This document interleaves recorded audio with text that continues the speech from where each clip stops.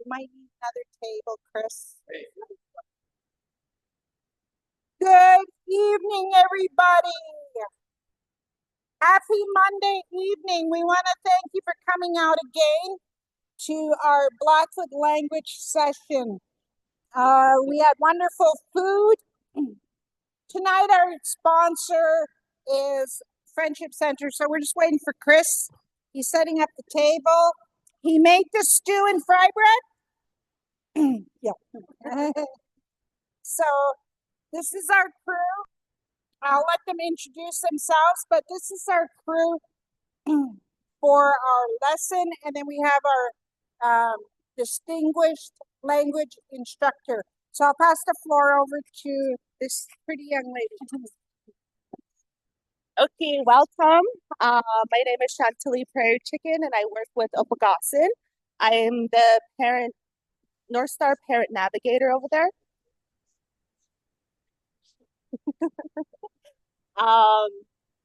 Yeah, so I do a lot of programming as well. Some of the programming that is coming up is traditional cooking. We're doing that once a month, and that's actually on Wednesday. And then I do parent cafes every Thursdays. We're doing ribbon dressmaking. Also, we're starting up a fathers group, so that's geared towards the fathers. So, yeah, if any of you guys are interested, let me know. Oh, and then I'm going to be starting up Group Triple P. It's a positive parenting program. And these are all evening programs. Childcare and supper are provided. Yeah, thank you. Hello and Oki all. I turned the heat up a little bit this time, so I hope you're a little bit warmer. It might continue to get hot, so don't be afraid to tell me to turn it down a little bit, okay? If it gets too hot, we'll open the door. I did send out to everyone on the mailing list just before we started the same sheets that you have in front of you, and I will be trying to figure out how to send the much bigger one, but we might have to send that smaller. We also loaded up our YouTube. So we have last time's on there, and we're going to have this times going forward, and we should be having access to the ones that the Galt Museum had as well.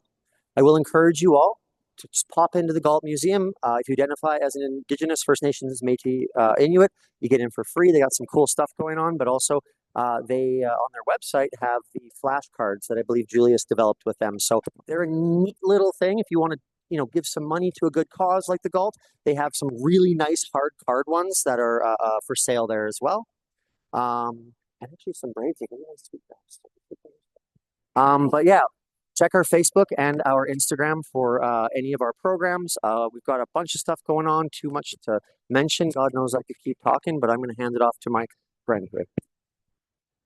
Hello, can you hear me? No. No. Good evening, everyone. Thank you guys for all coming out again, especially our people online. Hello, welcome. So again, we're looking forward to our evening together. Just want to put it out there to everyone. Start catching warm. Weather's been getting a little bit nippier outside. But just all the best to everyone and enjoy your evening. Thank you. Oh yeah, and I'm Joey. So if anyone needs a book or the handouts, just let me know and I'll bring you just raise your hand. Okay. So at this time, I will call up our instructor, Mr. Julius Delany. We are very honored to have him come and to be able to share his knowledge with all of us. Our crowd, thank you all for coming. And we'll be going till about just before 7:30. So yes, we hope you all have a wonderful evening, and I will pass the mic off to Julius. Thank you.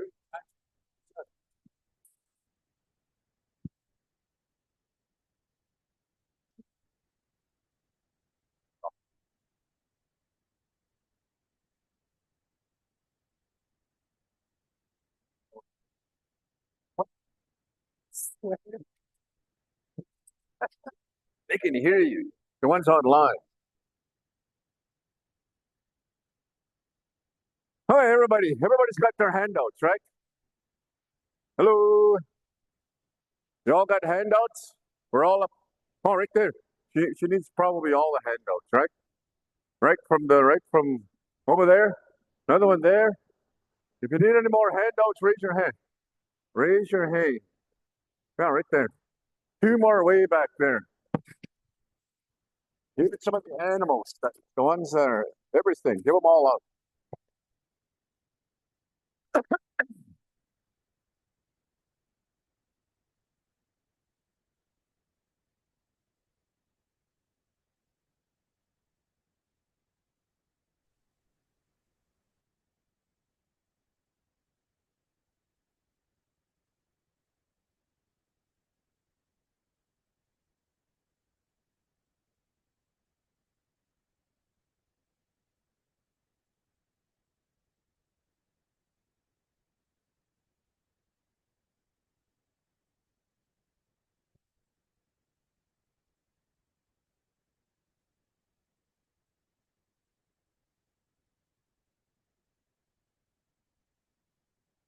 Oh,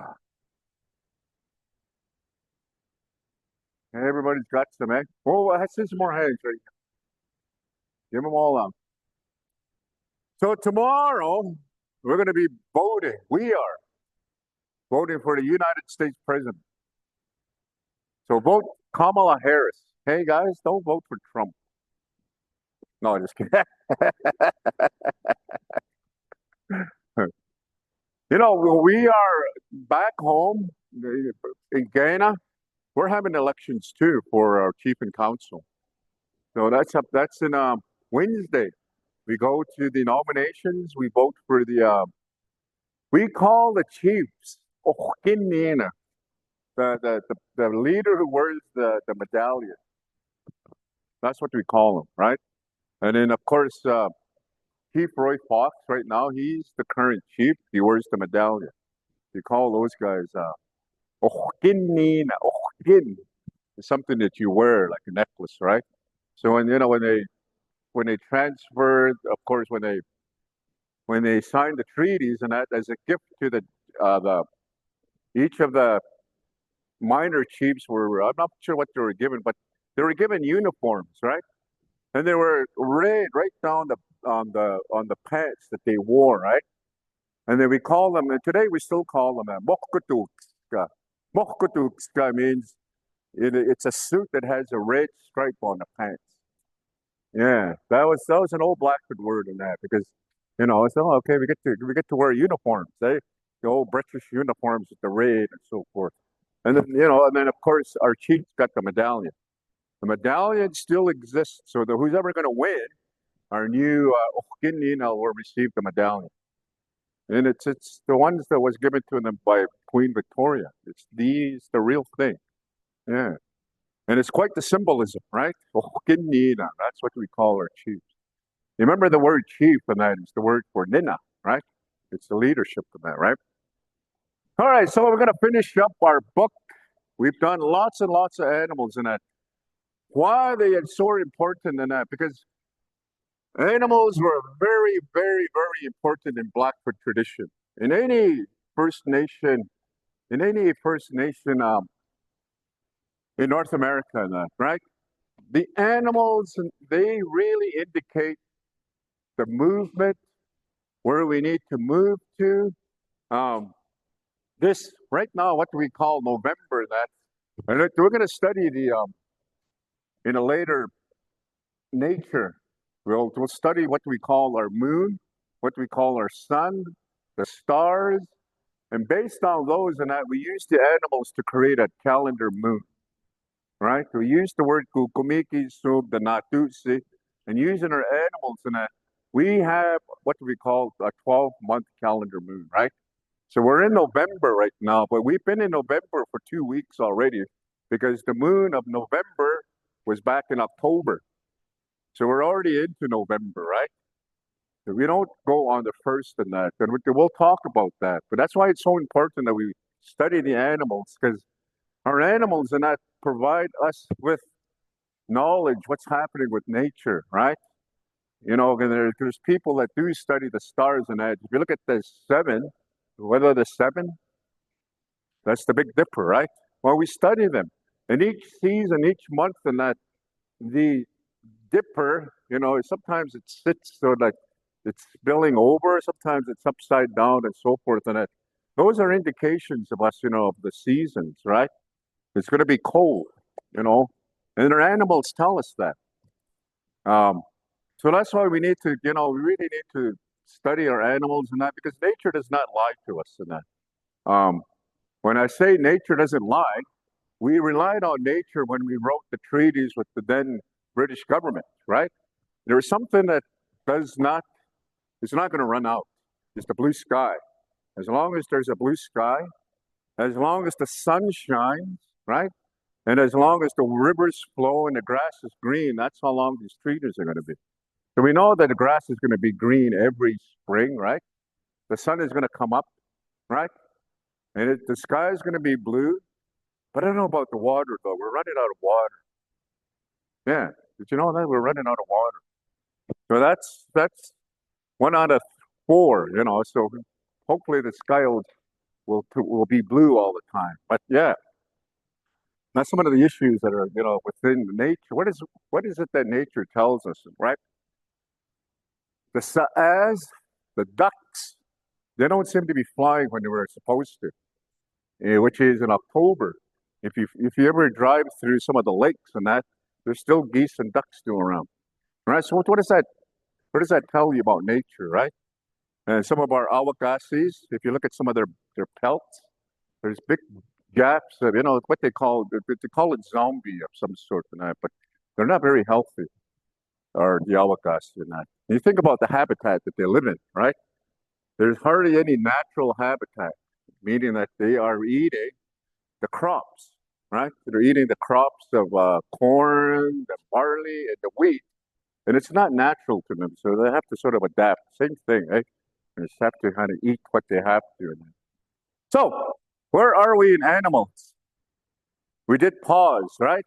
We did antlers. We did non-indigenous animals. And I think we're going to do waterfowl. And I think the first one I want to do is the beaver. Everybody go like this. Ding, ding, ding, ding, ding, ding, ding, ding, ding. Yeah, we call them ksistucky. Ksistucky. Say that. Ksis. Like you kiss, but you kiss. Ksistucky. Ksistucky. Now, this animal indicates to the people the harshness of the winter. If it's going to be a mild winter or if it's going to be a hard winter. You would go to a pond. You would go to a pond where a beaver is going to build his lodge, right? You look at where the beaver will build his lodge and that. If it's in the middle of the pond, okay, it's going to be a hard winter. If it's in the middle, it's going to be a really cold and harsh winter and that. And then if it's on the shores and that, it's going to be a mild winter. Those are indicators, and it's something that's been going on for even before the colonists and that. There's certain people who would hunt down maybe they know of a beaver in a pond, eh? They'll go over there and they'll study it. They'll go, where's he going to build his lodge? And they'll look at it. If it's in the middle, it's going to be a harsh winter. So be prepared, right? Because nature does not lie. If it's on the shores, well, we can wear shorts and sandals for December, January, right? So, those are indicators. So, ksistucky. Put that down. Ksistucky. Hey, what's our next one? Go to beaver. Hey, did we do a bear? We never did. Oh, let's go back to paws and claws. Oh, yeah, we're going to get to those. Okay. Now, there is an animal out there that hibernates. Now, here's a story.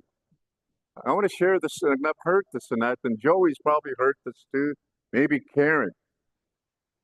In our, I would say our customs and our values, the bear, we never use the bear, the fur of a bear or the claws or any of the bear for our garments or anything that we would wear for our regalia. Never. It's a very respectable animal that we had. And they had they had a sort of understanding in that it was the days of the dog. That two warriors or three warriors went on an expedition. They went into the Kootenays west, right? They went to probably to go trade or something there.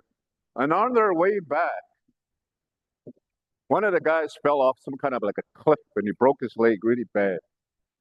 He had a great big open wound in that. His leg was just so bad that when he fell from the cliff and that, he figured, oh, you know what? I'm just going to slow you guys down and that. I'm just going to stay here. You know, you guys need to get home and that because they had some trading goods they had to bring back, right? So all of you say, okay, well, we're going to have to say goodbye to you right here and right. But just help me make a lodge. So they made sort of like a lean-to out of the woods and so forth and that, right? And he had enough food maybe for a week or so, maybe a couple days. While he was in there, and the first night, he sensed that something was outside and that, you know, he was grunting, and he just said, you know, something's circling me, right, around my lodge and that. And he thought, well, it's either got to be a cougar or a bear, a gayu, right? So the next day, same thing and that. But this time the bear was just a little bit closer to his lodge. He was circling. And he thought, you know, it's just gonna just come into my lodge and just do me in, right? He probably senses that he had a wound, right? He's smelling it, right? So then, okay, he's gonna come in here while I'm sleeping and he's gonna kill me. So that was day two. The next day, right? It was during the day that he went out that morning and that bear was standing right at the front of his door. And he had something in his mouth. The bear had something in his mouth and I just drooling off of it and that. And he wasn't sort of aggressive to the man and that. He was just kind of standing there and he was looking at the man. And then the man came out and was looking at the bear, got his wound and that. And he was looking at his mouth. He had something sticking out of his mouth and that. And he approached it, right?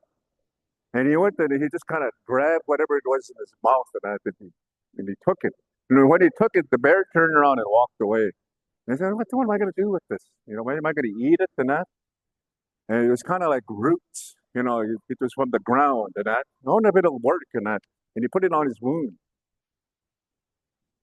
And then, of course, he went to sleep. He had a little bit of strength and that. He went fishing, whatever, and he came back, nothing. And he was starving, right? And then that same night, the same bear came back, had something in his mouth again, right? And he went over there and he looked at it. Here it was fish. It was something in that he was going to share. He went to go grab it out of his mouth again, and it was food. And he shared food with that bear in that. So he had some little bit of food, and he gave him some more medicine on his leg, right?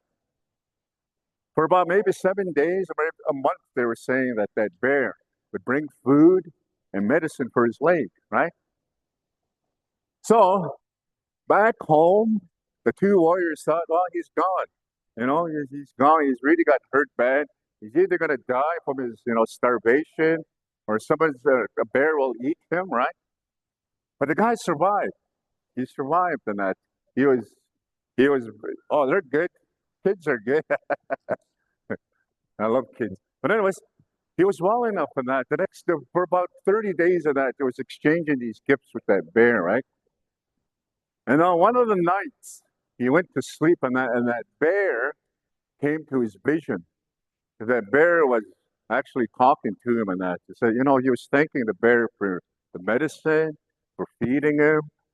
And they made a truce. They said, we're never going to use you as our pelts.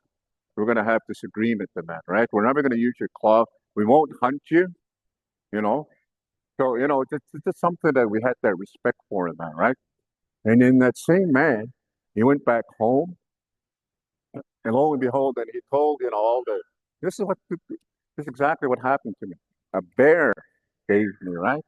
And here's my wound, right? And this story, and so that's something we will never ever use as a bear claw, as our, like our necklaces, or use it as a pelt and that thing.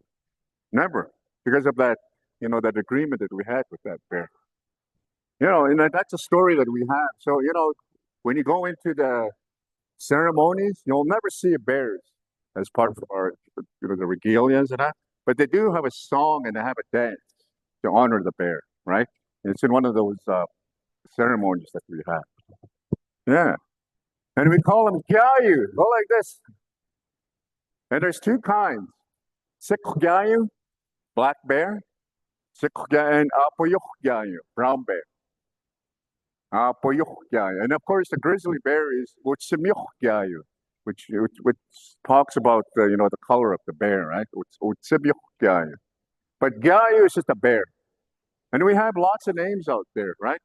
Many bear, eagle bear. What's another name? Huh? Weasel bear. Yeah. What's another name of bear? Big bear, little bear, bull bear. Yeah. All those names of that. So the bear is, it's kind of in a sense not sacred enough, but just have a lot of respect for that animal, because we won't go out and kill it for its pelts or nothing. So if somebody gives you a gift that has a bear, no, just say no. That's something that we don't. We have that respect for the gyayu, right? We will not use it as the regalia. So gyayu. All right, next one, of course, is cougar. Opokaa'sin. Pause. Cougar. The real cougar, the ones that are in the mountains, not those ones that are, what I'm talking about. The cougars. Opokaa'sin. All right? And these animals, at one time, there was a time actually the Opokaa'sin was just about extinct here. Yeah. They were kind of, the numbers are kind of getting low and they're almost extinct now. Oh, boy, I tell you. But now they're large in number again. They're pretty healthy. So if you're a hiker like me that likes to walk and that, you got to be careful of those gyayus and Opokaa'sin. Yep, the cougars. The real cougars, not those cougars that you read now. All right, where are we? The cougar? He's in there. Keep going. There he is. We did gyayu. We did Kotoki. All right. Okay, let's go to my favorite animal, I tell you. This animal here tells you that, oh my goodness, no more snow. When these things start singing and that, that you can start putting on your flip-flops. Matsikapisa. Matsikapisa is Kermit. Kermit. You know Kermit? Yeah. And the month of the frog in our Blackfoot is April, the frog moon. How come some of you guys have black and white, some of you have colors? Yeah, the first batch. So Matsikapisa is the frog. And I tell you, once you hear the frog start singing and that, rest assured, you're not going to see any more snow. It's going to be hot weather from here on in. Once they start singing, boy, I tell you, Matsikapisa. And that's, I live in an area where there's a spring runoff on both sides of my house, and I'm right in the middle. And I tell you, about May, you step outside and out on a clear night, and that's all you hear. Oh, just about hundreds of them. It's, yay. Welcome back, and it's hot outside, rest assured. Yeah. Well, you have two. Okay. No, that's the same one. One's a Canadian, the other one's an American. Yeah, the same one. Kotoki. Kotoki. Yeah, Kotoki. This one here is not. It's oh, you know what that is that is a Misokpski. Yeah, that one. It's not a beaver. Misokpski is put this down. Muskrat. Yeah. That thing right there is not I was looking at it. It's a Misokpski. What Misokpski is, did you know And now this is true in that for every Kotoki you see, you're always going to see a Misokpski right beside it. If there's a beaver, rest assured he's going to have a buddy that's a muskrat. They always seem to be hand in hand. And I think it just seems like they're buddies, eh? You know, we think we can be buddies. We can share a lodge. Yeah. Misokpski, a muskrat. What Misokpski means is that his face is kind of in. If you look at their face, eh? Misokpski. They're kind of squashed in. Misokpski. You remember the word ski, right? If the ski is part of the animal, and then you say imiteski, dog face. Boseski is a cat face, right? Ponogometeski, what would that be? A horse face, yeah? Apotskineski, a cow face. So the ski is the face of, right? So what's a Gretzky? Huh? Yeah, the ski is a face, right? Anytime you have a ski of an animal and that, oh, this guy's a Ponogometeski, he's got a horse face, right? And this first person's got a imiteski, he's got a dog face. Okay, so we're just about done all the animals. Where are we? What's our next one? Misokpski. Matsig we did. This Kotoki we did. Oh, here's one. Oh my goodness. Just before the pandemic, no, during the pandemic of the year 2021 in Fort McLeod, the fort, right? The fort and that. I was walking around on that one trail, and there's the Old Man River. The Old Man River is just a little bit far, but they have like a backwater right here, right? We're walking and that, and there's a fence. I went to go lean on a fence like this, and on my peripheral vision, and I could see something over here. I thought, oh, they're ducks. But when I turned around, it was that animal. M-munisi. M-munisi. M-munisi means they glide. They glide on the ground. M-munisi. You know, like they on the ground. If you ever see them, they just kind of lie in that, and it's kind of and they slither right into them. You guys have the otter? Otter. M-munisi. Otter. Otter. The otter. Yeah, it looks just like that. Like that. Lo and behold, we had an M-munisi. You got them all mixed up there. You guys get it? Now, M-munisi is an otter. It describes how it travels on water. It glides. Ooh. Yeah, M-munisi. Yeah, it glides. So when you guys go skating, M-mukika, you guys are gliding on ice, eh? Well, these guys, they seem to glide on the bellies. M-munisi, eh? They're gliding in their bellies, right into the water. Yeah, so those are all our waterfowl. As you know, that, I'm hoping that the numbers will go back up, but, the otter, the river otter, as we know it, it's endangered, in Western Canada. Well, here in Alberta. Just the loss of habitat. There's too many dams everywhere. They're damming everywhere. There's just no place for them to. And of course, people encroachments, right? And our waters are not that clean, hey? So, there's a lot of factors that play into the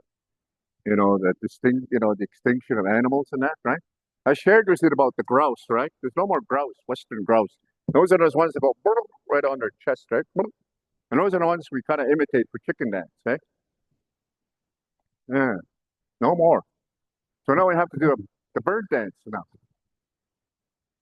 Okay, so now I'm going to do animals. And we did all the animals. Let's do the birds. Oh, hey! Okay. Opokaa'sin. Opokaa'sin is the rattlesnake. Opokaa'sin. Of course, is big, right? Opokaa'sin. Opokaa'sin. Okay? This is a rattlesnake. Any snake that's out there is a pichiksina.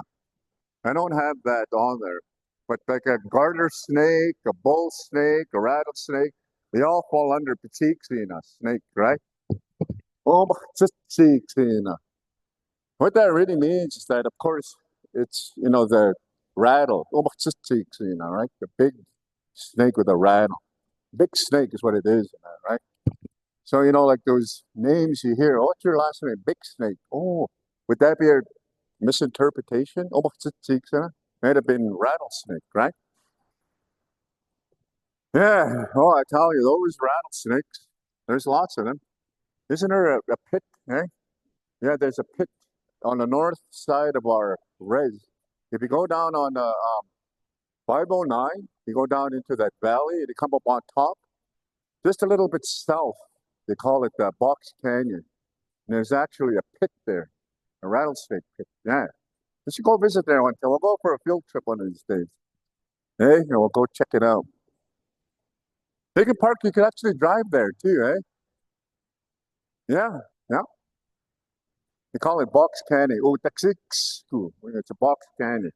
And in there are hundreds of rattlesnakes. And you can talk to them too, eh? Hey, come up. Let's have some play. Okay, all right. Everybody want to do birds. Go to your birds. Separate all your animals. The first set of animals should be your non-indigenous animals. And there's 5 of them. Put them like that, okay?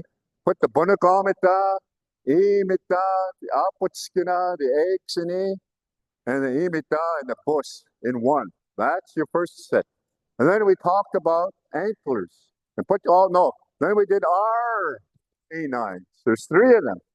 BC, Sinopa, Makui. 3 of them. That's your next set we did. And after we did those, then we did the antlers. 6 to Sioux. The Opokaa'sin, there's 2 types. Awatui and Esukutui, right? Esukutui is the broke tail. Awatui is the one that waves like this, right? And the Opokaa'sin. Then we did Punuka, the elk, right? And we did Sokyawakasi, the antler, the antelope. Okay? Am I missing one? Oh, yeah, of course, Ini, or antlers, right? So put all those in a category, okay? Then after we did that, then we did paws and claws. We did all your rodents. Omakukata, api kai, ganaskina, one of the most dangerous animals anywhere here. The ganaskina. If I let loose a ganaskina, we'd all be standing on chairs right now. The ganaskina. So those are the rodents. So api kai, misitski, another one, right? Misitski. What other rodent did we have? Omakukata, apa. Yeah, another rodent, apa. There's 2 types of appas. The white apa and the ute. Right now, there'd be apa. There'd be white, right? And I think we got them all, right? Then we go into the waterfowl. Those are matsi, kapisa, sistaki, misochski, emmonisi. Those are all your waterfowl, right? And of course, you got to include the paws and claws are the yayu and the omakukata. No, omakatayu. Omakatayu, which is the cougar. The real cougar. Dangerous cougars. So everybody, we have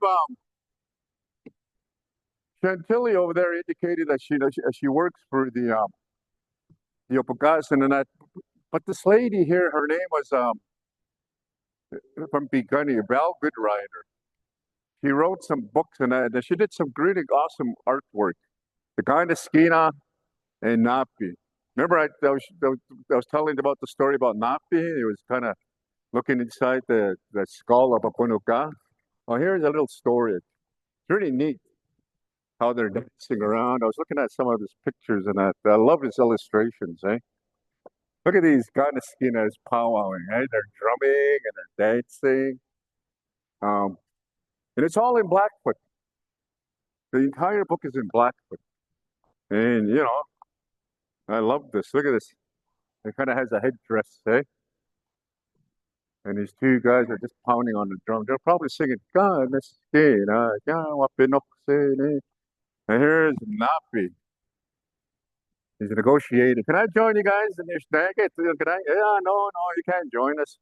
But he eventually gets there, starts dancing, and Napi.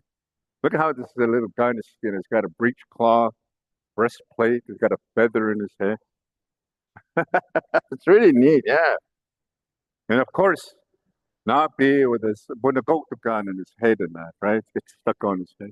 It's a really neat book. And it's, I'm not too sure if they have any more copies, but it's all in Blackfoot. This entire book is in Blackfoot. Come to a CD, yeah. And here's one of Napi and the Rock.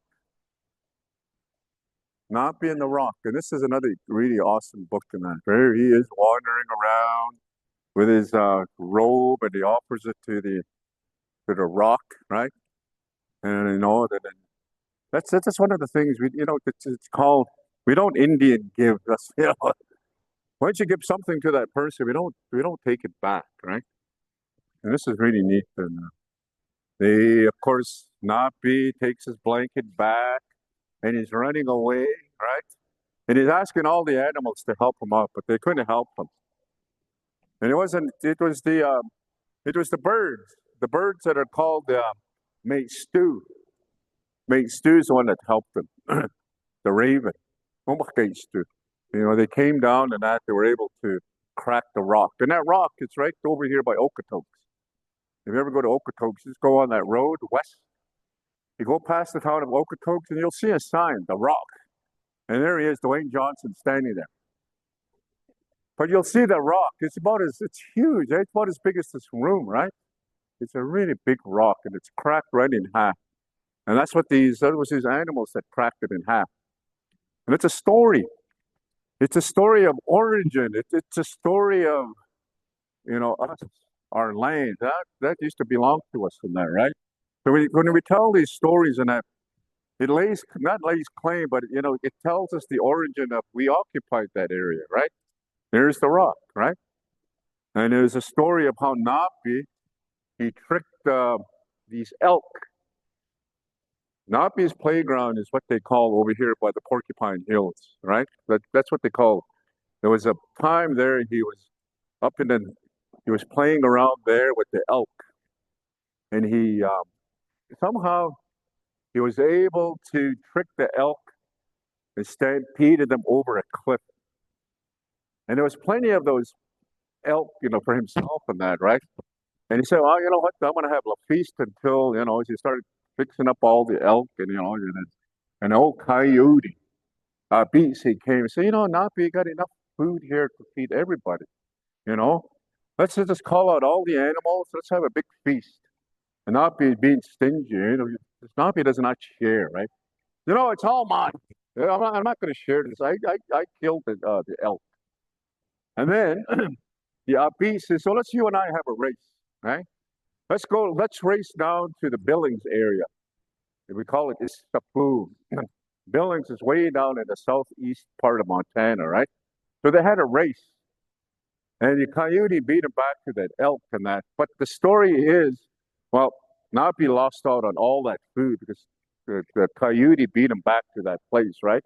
And the coyote yelled out to all the animals, everybody. They had a big feast. There's nothing left for Napi to come back. But if you listen to that story in that, so they had a race, right? There was no obstacles. There's nothing.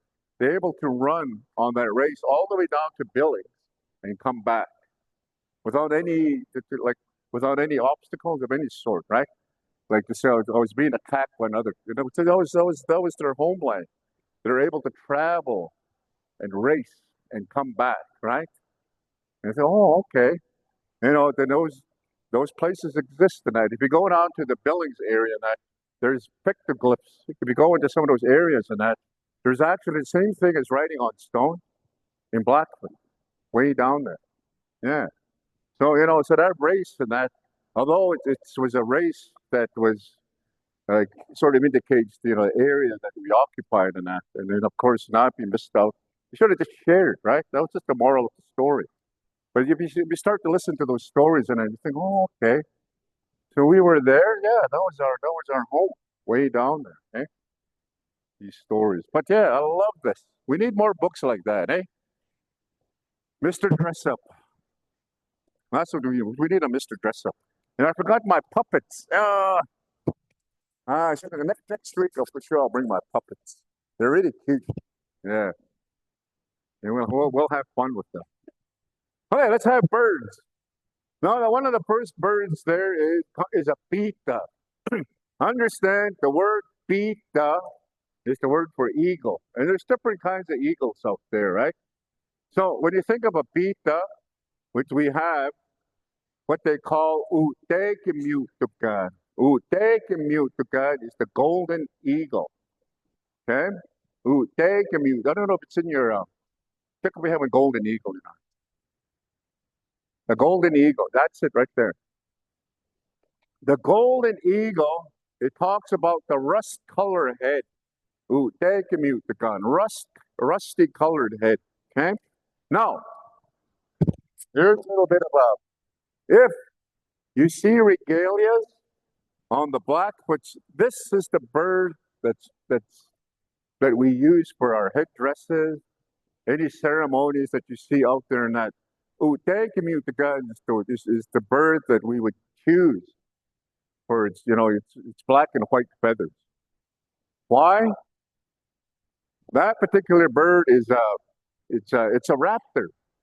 Means that it hunts. It does not, like other animals, other birds.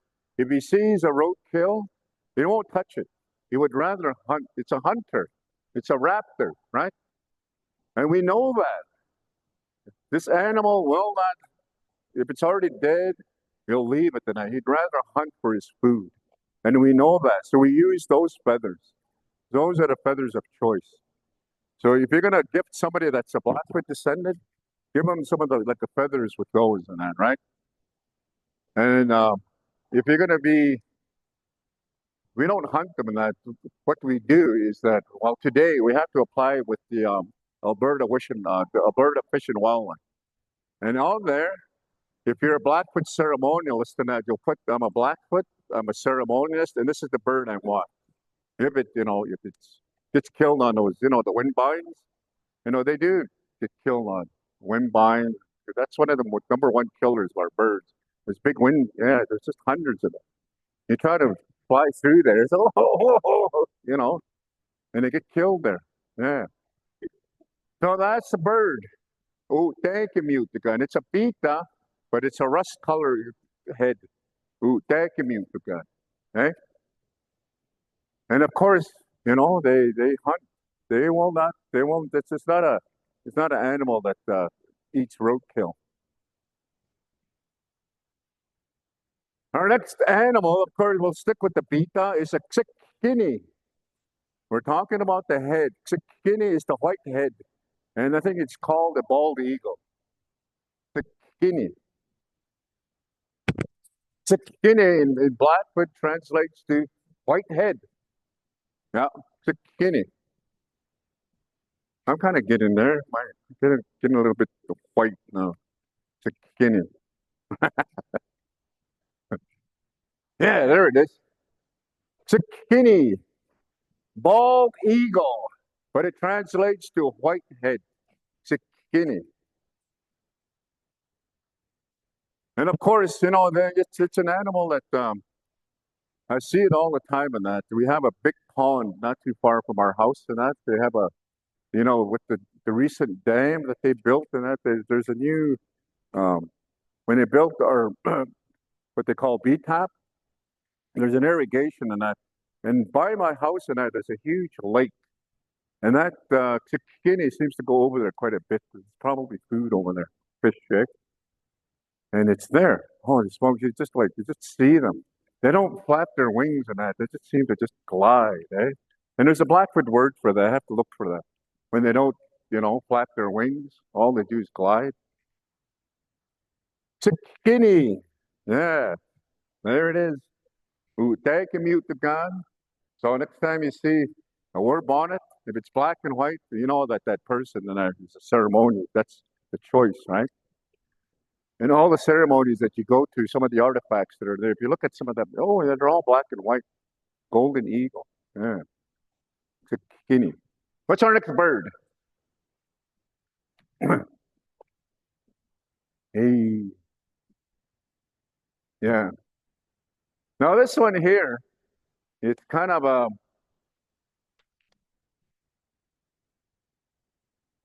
we're going to go down to the, yeah, this is called a matasi. Anybody want to know what kind of owl this would be? A burrowing matasi, burrowing owl. These are supposed to be native to our area. The little books, right? Matasi is a burrowing owl. And they're the ones that live in holes. If you see these birds and that, they don't live in nests and that. They look for an empty badger hole, right? And they all move in there and then, yeah. Matasi. I've never actually seen them, but they're native to this our area. Has anybody actually seen one? You have? Here?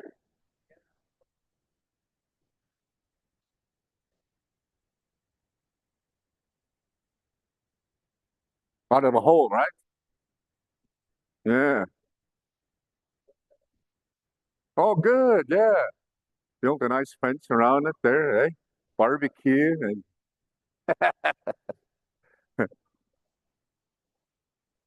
there's some down there. If you want to see some of these birds, you just go to the birds of prey in Coaldale. There's lots of them there, probably endangered. All the endangered animals and birds, they're all over there. Probably, I've never actually seen one in its wild habitat.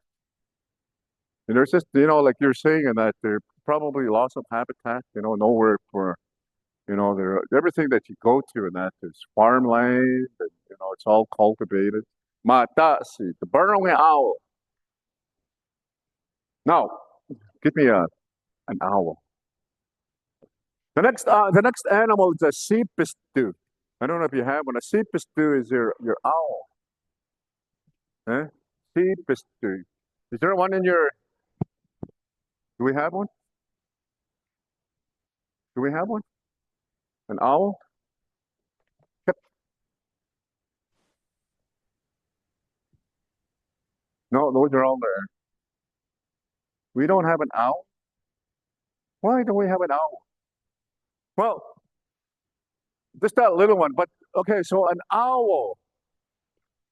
An owl in our language is called seepistu. What that means, night caller. Literally means night caller, an owl, right? The great horned owl. Those are the seepustus and that. There's no other bird out there late at night at 3 o'clock in the morning, 2 o'clock in the morning. They're the only ones that are calling out at night. Seepistu. Seepistu. Spell it out for me. Yeah, right there. And you spell it Siicpi, glottal.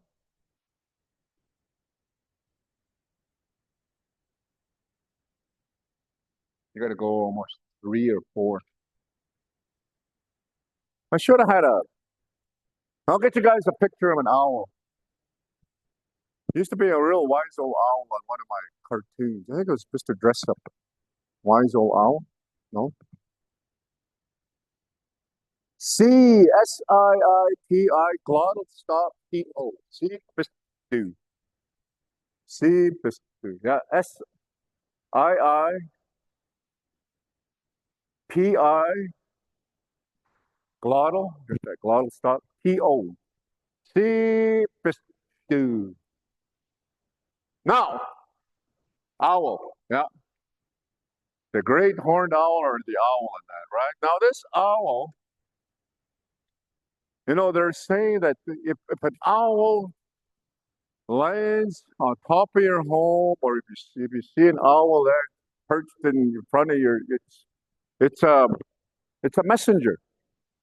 You're going to hear some news. The owl will, it's just going to give you like a message in that.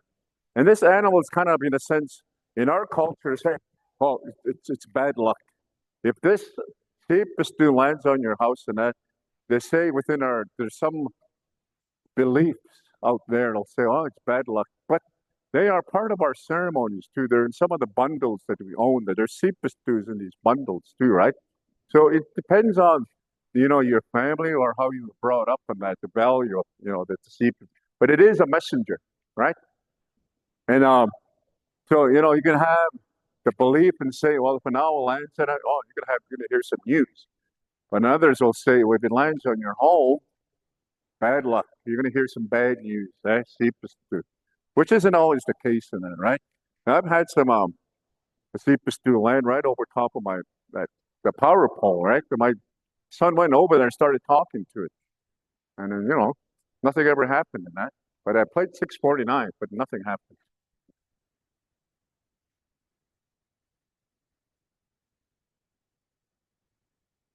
There's lots of them. Yeah, the ones that have that kind of a round face, they're called barn owls. They're not indigenous. They're from BC. Yeah, they're not indigenous here. They're kind of a real round face, eh? And they're what they call barn owls. They're not indigenous up here, so we have to give them a name, right? Kind of a nice round white face, eh? The owl, kind of a utakski, round face. Ski, utakski, inuski.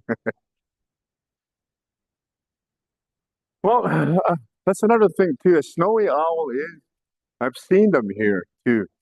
So in essence, are they indigenous or did they make their way here? Because aren't they from way up north? But they're here. I've only seen one in a snowy owl, and that was that one winter, probably in the early 90s. It was always perched on a 509, trying to catch a ride to town. And it was white, right? It's a snowy owl. And then what are we going to call these things? Because they're non-indigenous, but we say seepus too, part of that same family, right? A seepus doing that. I just learned why they turn their heads like that. Is that our pupils, this black thing? You and I, we can go like this, right? If I wanted to stare at that person, I'll just go like that, right? If I wanted to stare at her, I go like this. But an owl, it can't move that part than that. That's why it has to move its head almost all the way around like that, right? Because it can't move his eyes. And they're still like that, right? So if I wanted to lift these guys, I could just turn my head a little bit, eh? But an owl would have to turn his whole head to see them. Yeah. And that's the thing about these owls. And it just seems like when they turn their heads right around, hey, what's happening? Yeah, seepus stew, night caller. No. Oh, yeah.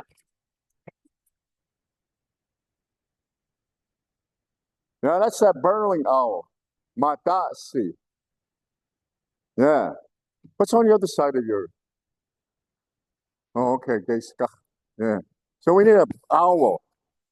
Okay, so those are those are our raptors, the hunters, right? The reason why I didn't do a hawk, just real common animals that are out there. So we have hawks, we have falcons and that, but I didn't include those because these are the ones that are kind of important in our culture. Right? The owl, we need to know about the owl and that, right? They say, well, they're bad luck. No, they're not bad luck. They're part of our ceremonies and that. Depending on how you want to believe it in that, right? Because Halloween, we don't have words for Halloween. Because Halloween was born here, right? It was born like they brought all their ideas.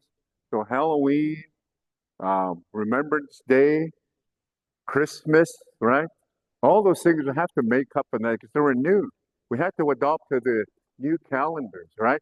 We didn't have like a December to January calendar.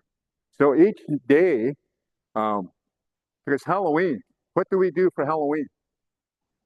We wear masks, right? So we call it so, which means where we put on masks or we alter our face, right? And that's what that means. And we're looking at the behavior, what's going on Halloween. Well, they seem to be doing something with masks and that, right? So we call it itestuksino, so where we put masks on. So we have to develop a word for that. And then Remembrance Day, of course, right? We honor our veterans.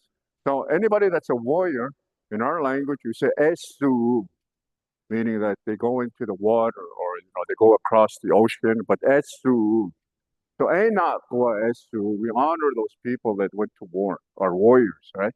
Our old warriors. That's what we call them, esu, right? And then what's another day that comes? We just had our Thanksgiving. What do we call Thanksgiving? Thanks so much, CEO. Just when we give thanks. Hey, that's what we do for. So all these days we have to make them up as they arrive. Christmas, we call it the big holy day. And we call Santa Claus Napi. Yeah, that's what we call Santa Claus, Napi. Because who else but Napi can ride and his reindeer can fly, right? Napi probably can do that. Eh? And who else can be jolly and that and eat lots of goodies and then never get sick? Napi. Yeah, so that's what we call Santa Claus. So all these things that we use our own language to describe these new days, right? But our calendar moons are something that we still use. We just have to adopt to them. And I'll share with you too along the way. We do have 7 days a week in Blackfoot. It's not Monday, Tuesday, Wednesday. It's a very descriptive days that we use in that. Out of the 7 days that we use in Blackfoot, 5 are devoted to the church. And the other 2 are devoted to something happening in our community. So it's a very interesting, and I'll share with you Bikani. I love their Blackfoot 7 days a week. Going back to the animals, what's our next one? These are not the ones that they're not the raptors. Let's go with we got the beta. Those are the Let's go with the smaller birds and that. Stew. Stew is the crow. Stew. Stew, of course, we have our great chief named Stew, Red Crow. And we have Stuina, Crow Chief. What's another crow name? Red Crow. I already said Crow Chief. Crow Eagle, another one. Crow Foot. This is the guy out. Crow. Yeah, we have those in our name. Anybody? There's a people there. They call themselves Crow, but we say Sapu, and they're way down in the southeast of Montana. The Crows. They're actually they are part of a group called the Arikkaras, I think, and they're from the North Dakota, but they were given land in Blackfoot country. Yeah, the Sapu, the Crows. So May Stew, okay? May Stew, spell it like that. M-A-Y, May, and then Stew. S-T-E-W, May Stew, yeah? And you can say it that way. When you see the picture, oh, this is a May Stew. But you got to put a glottal, May Stew. May Stew. And then the raven, which is a big crow. That's just all you said is Stew. Yeah, this which is a big crow. And I think there's named big crow somewhere. Which community? I'm pretty sure it's in Sarsi. Big crow, okay? Sarsi. Huh? Yeah, right there. Yeah, Tsutsina. Yeah, the big crows, which is probably the word that we use in that for the raven. Big crow. Oh, these things are really noisy, eh? You ever wake up to these things and when they got the most nastiest voice. Like they're not very good with their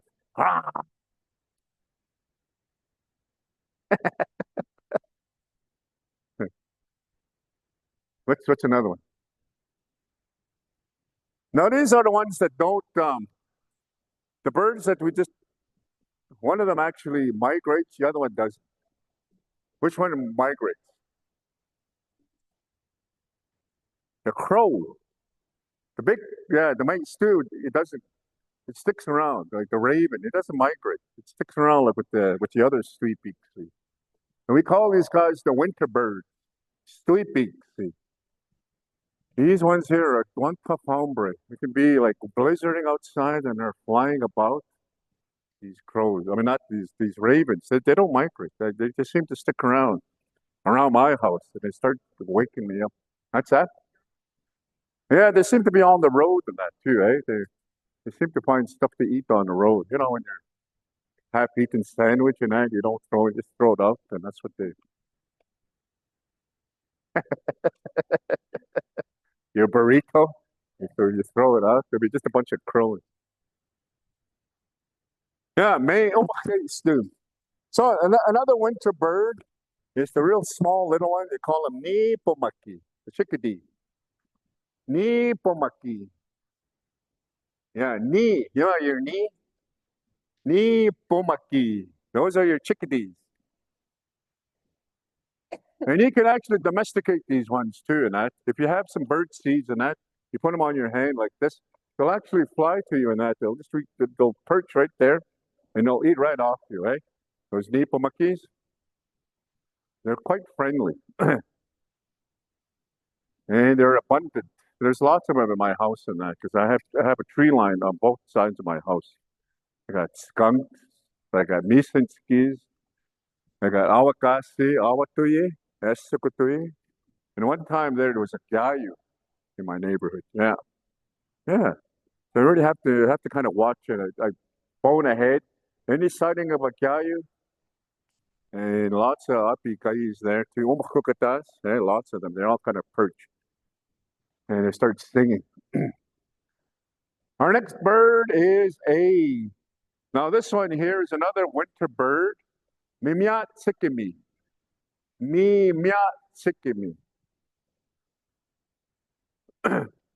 No, this is where it's a magpie, by the way. Mimiat sikimi. Now this Mimiat sikimi is it almost describes the bird as a scavenger. Mimiat sikimi. You know, like it eats, you know, like anything they can. If you throw something out, then that rest assured these things are going to be eating it.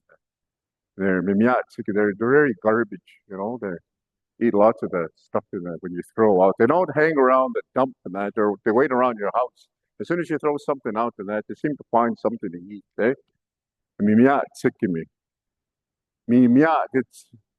It seems like they eat where there's a lot of garbage, or so to speak, eh? Mimiat sikkim. Okay, what's another one? Kakku. Now the kakku, we're talking about the dove, not the pigeon.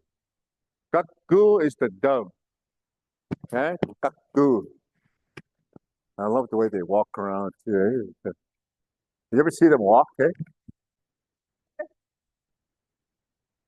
I love watching nature and that, eh? And if they need to go somewhere, you ever see a crow hop? Eh? They're just like, but they just like hop around, real, yeah, crow hop. And I just want to start singing for them.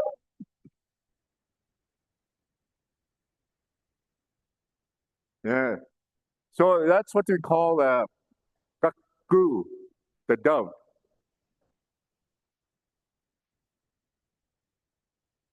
Kakko.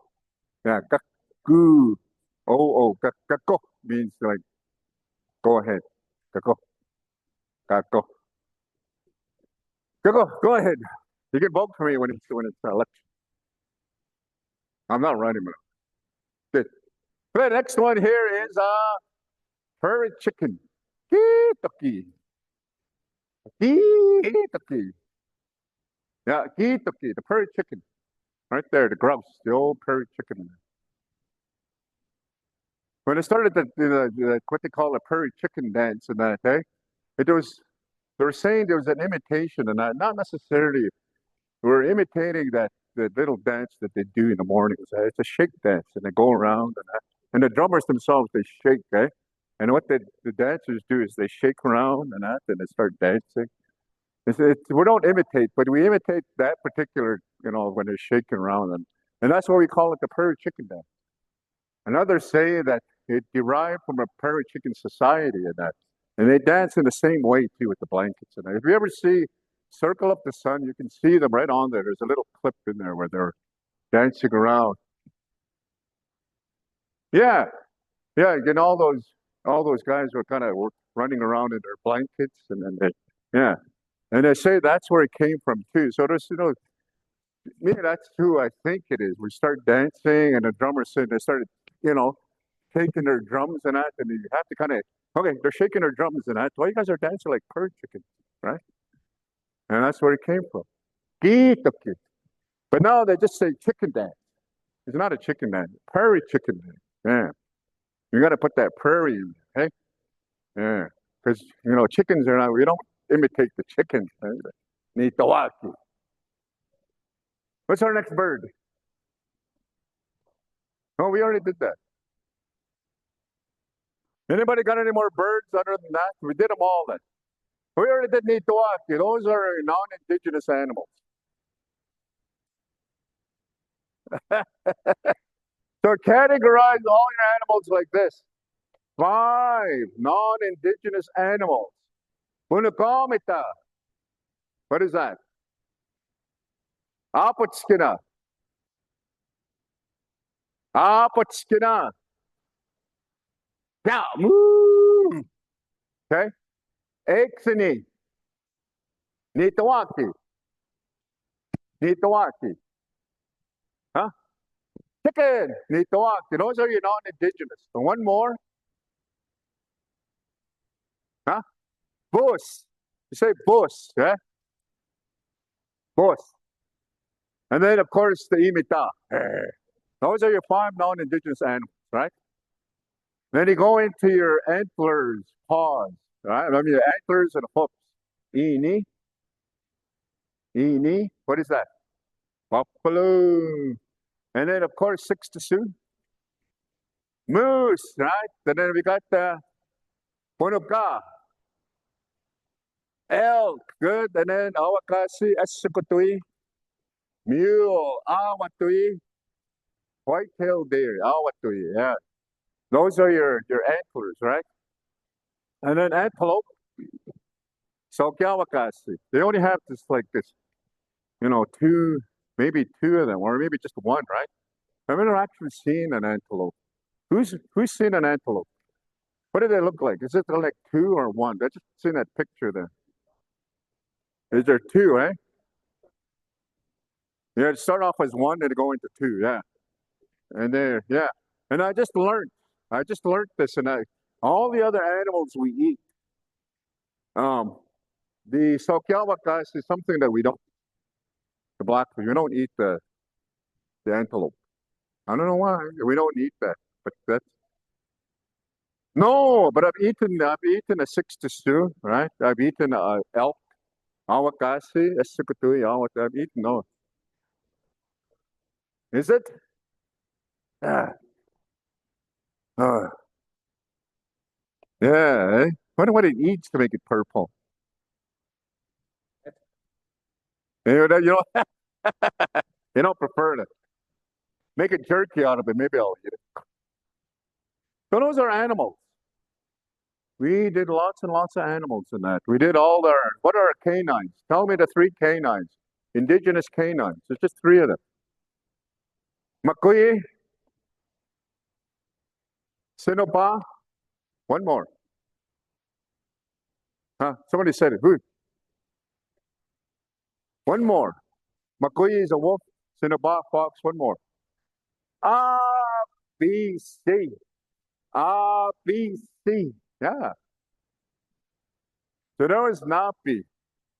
He was playing a game called Ni Pumakis Ese Pumaki, right? The Ni Pumakis, of course, are those animals that were just thinking that. Now the Ni Pumaki had this game that they used to play out in the mountains with the aspens, right? With the mountain aspens, and they say Ni Pumaki Akse Pumaki. So the Ni Pumaki's eyes would go onto that tree, right? And it would literally the eyes would fall off out the sockets of their face and go into that tree.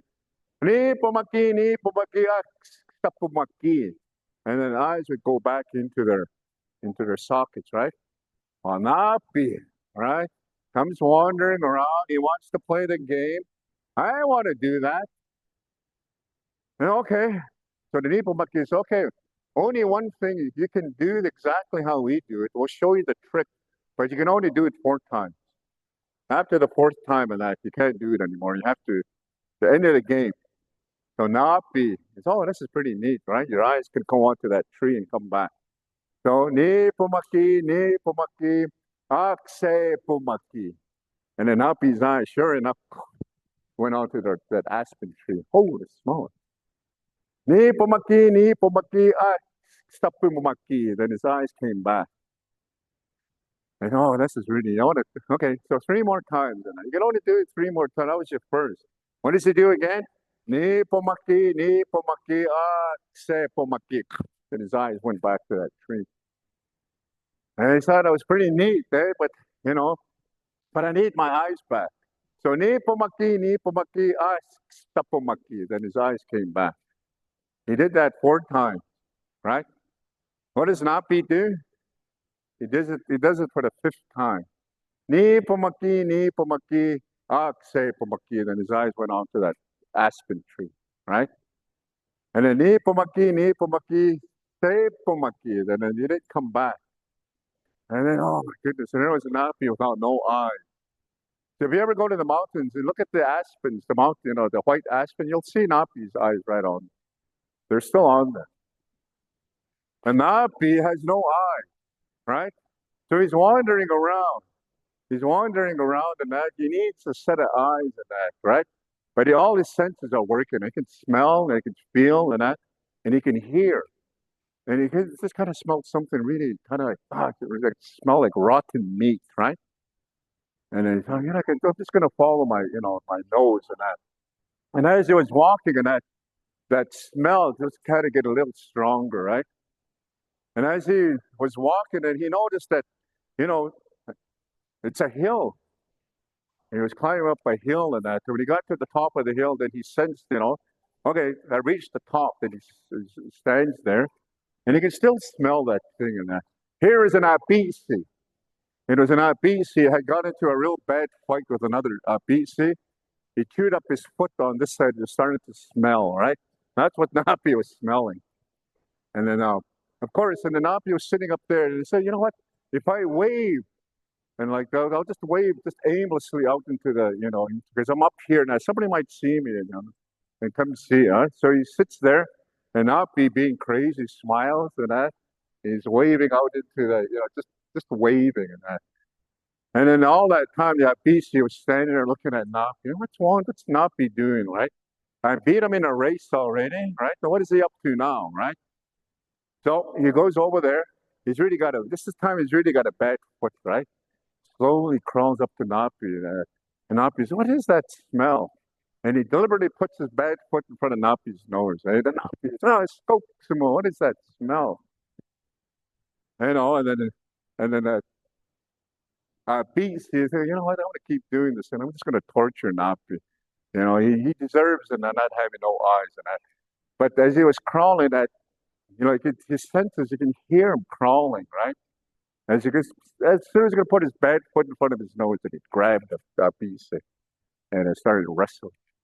Pinned him down, Beast, and yanked his eyes out of there and put him in his eyes.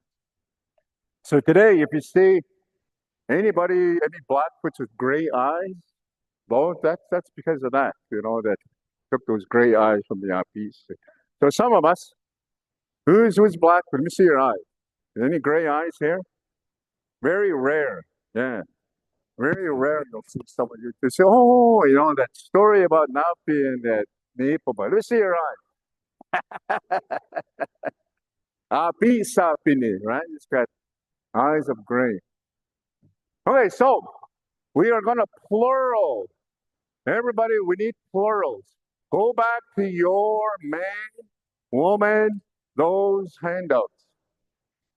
Because all we've been doing is singular. Let's do some plurals. We need to do some plurals here. So when we say Nina, it's me. Okay? Come on, right quick. When we say Nina, it's man. It's just one. And then and in English, all we do is just put an S in most of our plurals, right? Not all of them. When we say man, we don't say mans. We say men. In Blackfoot, it's a KSI. So we say Nina, we say Ninex.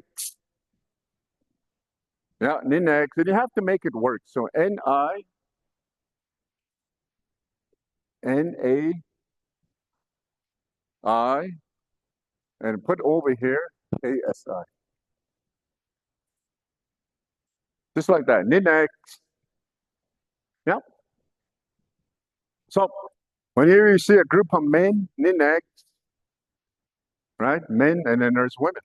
Women are key. Is it our key, right? One. Geeks. Geeks. So A-K-I. And then KSI. Just like that. KSI. Geeks. Ninex. Yeah. Sakkumapi. So here's your test. Sakkumapi is one. What would plural be? Good. Sakkumapiks. So S-A-H-K-O.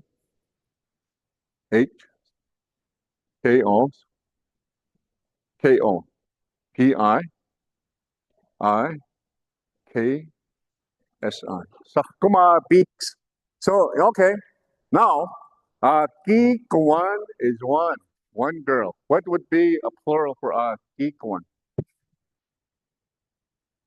Huh? Kikuan Nix. Nix. Yeah. Put Kikuan. A-K-O.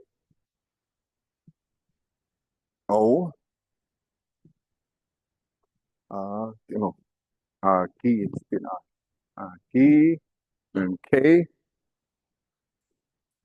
Scratch this I and the Nix. N-I-K-S-I. Like that. Kikuan Nix. Yeah, just like that. No, you're writing good now. From here, it's good.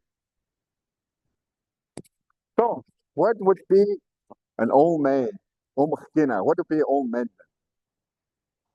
Omakinex. Omakinex. Yeah. So spell that. Omakina. Omakinex. I got a whole list of these at home. I should have brought them. O-M-A-H. A-H. K-I-N-A-I-K-S-I.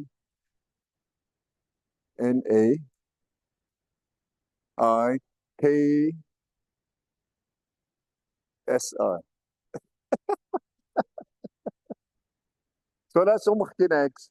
And then what would Kipitaki mean? What would the plural of Kipitaki be? Kipitakis.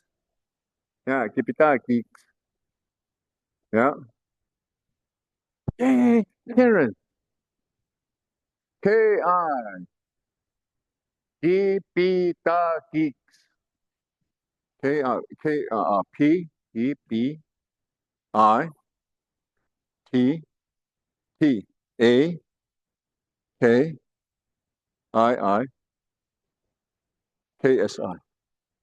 Yeah, the x. Anytime you see the x as your suffix sound to a noun, it is plural. Many.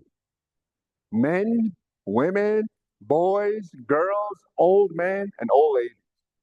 Okay, let's go back to, if I was a kanekuan, and there's many of us, how would you plural a kanekuan? Yeah, kanekuan nick. Yeah, nick. And if I'm a pikanikuan, and then there's several of us, what would the plural of pikanikuan be? Pikanikuan nicks. Yeah, you guys are getting it. And then if I was a sixakakuan, and there's many sixakakuans, how would you plural that? Sixakakuan. Sixakakuan nicks. Yeah, nicks. Yeah. Easy, right? It's just like almost adding an S to the boys, girls. Huh? But it's a K-S-I. Hey, there's many of them, which is, yeah. I'm skapipikani kawan. I'm skapipikani kawan next. If I'm a kena aki, and it's right here. Kena geeks, right? If I'm a pikani, if I was a pikana aki one, it's already there. Pikana geeks, huh? Lots, many. Yeah. All you do is just add the x. Let's go to your animals now. Okay? What would a Bonagomitae plural be? Bonagomitex. Bonagomitex. What would be exony? Exonix. Yeah, exonix. And what would the imita be? Plural. Imitex. You got to make it, you have to put an I there just to make it flow. Yeah. Imitex. And what would a bus be? Busix. Yeah. Busix. Anybody want some cats? No, just kidding. Busix. And what would be what's another non-indigenous? Apotskina. That's one cow. Apotski next. You have to make it flow. Apotski next. The KSI is the plural. Okay? Hey, dude, what's our time? I think like I've been. So, you all you got to do is just put a plural on it. So I have those five. Now, let's go into the eni. Plural what? Enix. Yeah. Enix. Yep. And then, esikutui. Esikutuyix. Yeah, the mule deer, mules, deers. And then awatui. Awatuyix. You have to kind of make it for awatuyix. KSI. And then six to Sioux. Six to Sioux. Yeah. And then, of course, the Punuka. Punukek. You got to put the A at the AI. Punukek. Make it flow, right? You got to make that language flow in that, right? When I was growing up in that, I got it mucked over the head. You don't put an S after the Y. You got to put an IE, then you put the S for boys. Okay, what about girls? Do I have to put an IE? No, you just put an S there. Well, with Blackfoot, then you have to make it flow, right? Like we talk the language, we dialogue with each other and that. They'll say, okay, okay, we'll say it that way. That's why there was so much. We need to dialogue with each other as speakers and that, especially with the new ideas, right? Because you go to administrative office. I went to the Blackfoot Symposium and that, and there was a word there for director, right? And you're thinking, okay, what was the Blackfoot word for director? Not not Steven Spielberg type of director, the director of an office and that, right? And there was about 4 or 5 different terms in that it wasn't really one that they decided on that, but it was there. And another one that they had was finance assistant, right? A finance assistant in that. And they had a group of 5 tables. Each table had a fluent speaker, 2 fluent speakers, 3 non-speakers, right? And they dialogue and they try to come up with a word for a finance assistant. And there was 5 different ideas in that, right? And another one was there was 5 of them. I took a picture of it, screenshot. Another one too was CEO. That somebody would be another level of, another whole level of authority. You have a director, and you have the people underneath the director, and that the CEO. Then you got your board, right? Like where does the Nina stop, right? Because Nina is our director, and then the CEO is another Nina. We have to something attached to each of them, the Nina. And boy, I tell you, these dialogues are very important because we have to come up with these words and that, right? Astronauts, we say Espomu, goes to the heavens. Espomu, right? Astronauts, right? And then the phones, we just say Ishtapuyo. But that was in the old days of that. Back in my days, we had this little thing that we have to, a rotary dial, right? Start spinning this wheel. Ah, I missed the number, and you hang up again and start all over again. That's what you call those your state wheel.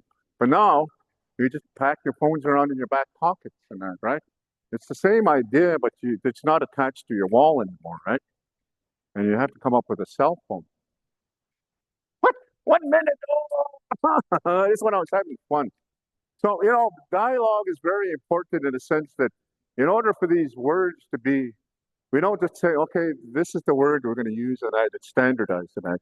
There's a lot of dialogue, meaning that there's a lot of people that speak the Blackfoot language and that, but much differently, because maybe six guy might have a different word for, these new ideas that we have and that, right? Begunny, they might have a whole new different dialogue as well. So that's why we all have to dialogue with each other all the time so that we come up with the most appropriate word for these items. New, right? Everything's brand new. Everything that we wear, we have to describe, right? My shoes. So thank you. Oh my goodness. We've done the animals. We're going to start doing family when you come back. Okay? We're going to begin with our nuclear family. We'll move on to your marriage family and your divorced family, and then all those other families. So we're going to do family, okay? We have words for that, and then there's some customary things I want to share with you on that. Did you know we had arranged marriages? Did you know that? We had arranged marriages, yeah. It wasn't because, I want to marry you off to the Karen, that's going to be your next husband because he's rich. It's not like that. It's something different, right? In our culture. And there's also within our culture in that too. But just a little bit of information on that. I, as a son-in-law, would never be in the same room as my mother-in-law. Never. I would never talk or be in the same vicinity as my mother-in-law. It's something that's within our culture, right? So if Karen here was my mother-in-law, I wouldn't be in this room because of the respect of that, right? And if she was my daughter, I look for the most handsome man out there. Hey, who do you think?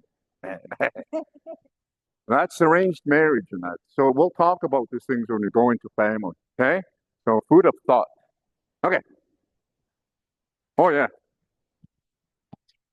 I just want to thank you all for coming. Thank you for participating.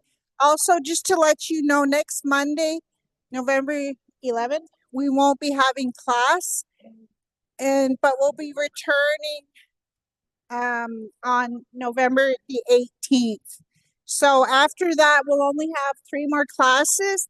So we look forward to seeing you on November the 18th. Next Monday again is Remembrance Day. So I'll just hand the mic over to Joey. Okay. Well, thank you everybody for coming out. Hope you have a good rest of your evening. We'll see you in a couple weeks and enjoy the rest of your week and have a safe couple weeks off. But thank you.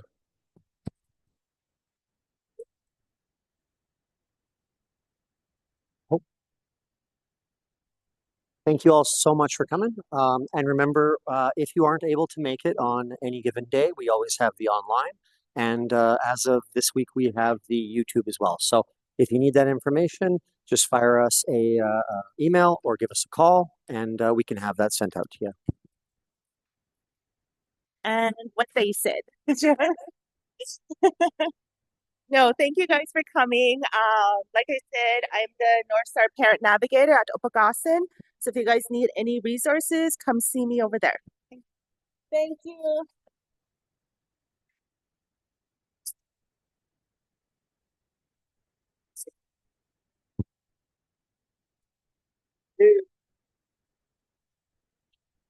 I'm going to do it.